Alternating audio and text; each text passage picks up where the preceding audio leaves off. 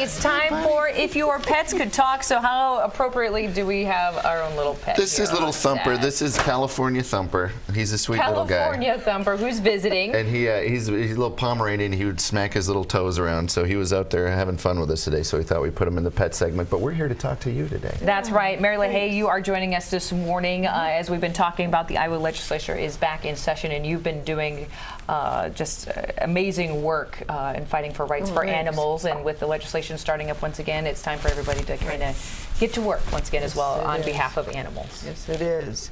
And our organization, Iowa Friends of Companion Animals and Iowa Voters for Companion Animals, we focus on the puppy mill issue. So that's what our bills are always aimed at. Do me a favor. Tell people about puppy mills and how horrible they are, because the term has been used so often, it's almost become generic. It's a horrible thing. Tell people what they are. Right. Well, puppy mills are mass breeding facilities where large numbers of adult dogs are kept for the sole purpose of breeding, and very little effort or expense is put into the welfare of those adult dogs. The production, the large-scale production of puppies is the primary focus, so they just churn out puppies as fast as they can. And it's horrible for the adult dogs. It's also a huge consumer protection issue. A lot of the puppies coming out of these places are, quite frankly, they're traumatized, and they're not in good health.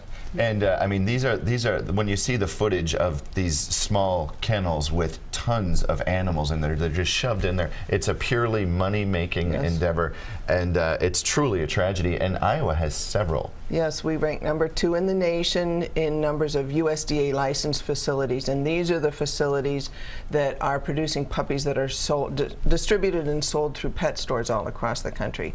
We have about 220 right now, #2 in the nation, as I said. There are about 15,000 adult dogs in those 220 facilities. We have one facility that keeps as many as 1,500 dogs at a time. We have several that have over 400, many over 100 dogs. Wow. Well, you're talking as we know where they're at. We know people that are involved with puppy mills, but there's not anything we can do as far as legal practices are concerned at this time, correct? You have to draw the line somehow legislatively as you write these bills between, and there are nice families who raise puppies and breed them, so you have to draw that line, and you have to draw the line between the puppy mill and the farm. And this has been one of the problems, right, is people in the agricultural community are very concerned about that. Right. They worry about the slippery slope. Right. And I understand that. I'm an Iowan. I understand the importance of agriculture in the state, and that's not our goal, is to do anything to harm agriculture. We're just looking to get better oversight. We're not even looking to put this business out of business. It is a legitimate, viable industry, but they can sure as heck be doing a better job. And here in Iowa, we just don't have any state oversight of these facilities, and There's none horrendous. whatsoever. There's no state oversight. There's USDA oversight, but it's woefully inadequate. They don't have to uphold our animal cruelty statutes, and so we have a lot of instances of cruelty going on out there that should be being prosecuted on the state level that aren't. Is one of the reasons there's so many puppy mills in Iowa because that oversight isn't there? So like, hey, if we're going to go into this business, let's go there? It has to have a part in it. It has to play a part in it. Sure. So what can we do? Because amazing progress I felt like was made last year, but then the session ended and you're done. Right. So a new session is starting up today. What does that mean as far as for fighting for rights for our animal friends? Well, and we've got a bill that was, as you mentioned, we had it in the Capitol last year, and it made it a little ways into the Senate, but it didn't go any further than that. We're hoping to introduce that same bill into both the House and the Senate, move forward, and it will get the state oversight. Better laws for those with paws. Yes, this is one of our websites, iowavca.org. We have a lobby day coming up on February 3rd. Wednesday, February 3rd, here in Des Moines. It'll be at the Forte Conference Center on 3rd Street, just south of They're all on the bus. We've got a great presenter, Teresa Strader of National Mill Dog Rescue, a great organization out of Colorado that rescues dogs out of puppy mills, and she's going to be here to tell us some amazing stories. She's a wonderful person. So we need people to come and help us talk to legislators. They need that. So you're wanting the public to come to Lobby Day, absolutely, so that you can hopefully make a difference this legislative session. And also go to our website and sign up for our e-newsletter alerts.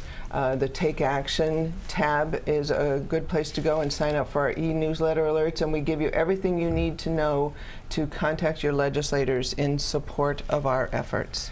And there are so many wonderful animals who need homes right now. We have the ARL on every Friday, and so you don't necessarily have to go to a pet store to buy an animal that needs a loving home. Right, and we acknowledge that there are excellent breeders out there, and Sure. sometimes people want to buy a purebred puppy from a breeder. That is great, but you have to do your homework, and you have to visit the kennel. You have to meet the mother and see where she lives. I was just before going to ask you, and you're great about giving us advice. If people out there are planning on going to a breeder or looking at getting a forever friend and maybe aren't going to the ARL, which we always ask that you rescue a dog, but if they're not, what should they be looking out for to make sure they're not supporting a puppy mill? Well, you absolutely have to visit and meet the mother and see where she lives, and if you're not allowed that for any reason, don't accept any excuse. If you're not allowed to do that, or you're unable to do that, if you're buying over the internet or through a pet store and you're not able to meet the mother and see where she lives, chances are you are supporting a very cruel industry.